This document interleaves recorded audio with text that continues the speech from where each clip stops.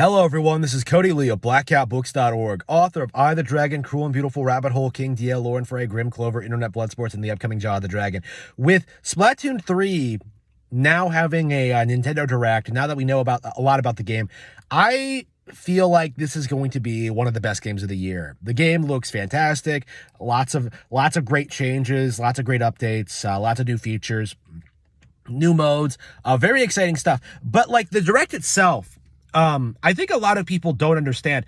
Splatoon going forward is going to be like the big entry-level Nintendo IP. Something that's accessible for all skill levels, of all ages, people who have like played Nintendo, who haven't played Nintendo before, who probably haven't even played a video game before. Splatoon 3, the Splatoon franchise is something that's going to be appealing to people who have never really played a video game before. It's going to be up there with Animal Crossing, I think, for being one of like the most entry-level Nintendo games franchises there is.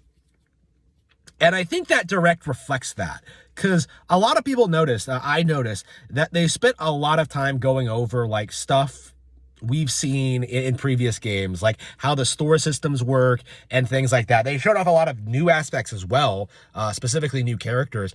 But when it comes to like, the general format of what a Splatoon game is, they spent a lot of time like addressing like, oh yeah, you can swim in the ink. You can, this is how you refill your ink. This is where you buy your gear. This is what the gear does. Like things that like we all already know. I think people are greatly underestimating the fact that Splatoon 3 will be a lot of people's first Splatoon game. Like, a lot of people who were too young to pick up Splatoon when Splatoon 2 first came out are going to be picking this one up. I know people like that. Like, people who liked Splatoon 2, but were just, like, a little bit too young to really get into it, right? To really understand it. Like, I feel like 3 is going to be a major hit, a major success, and it's going to be,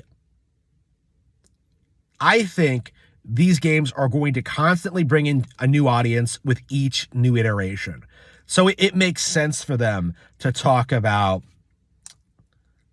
like the basics in this fashion, especially when like there's always going to be more stuff to talk about, like through updates and stuff like that, to Twitter accounts.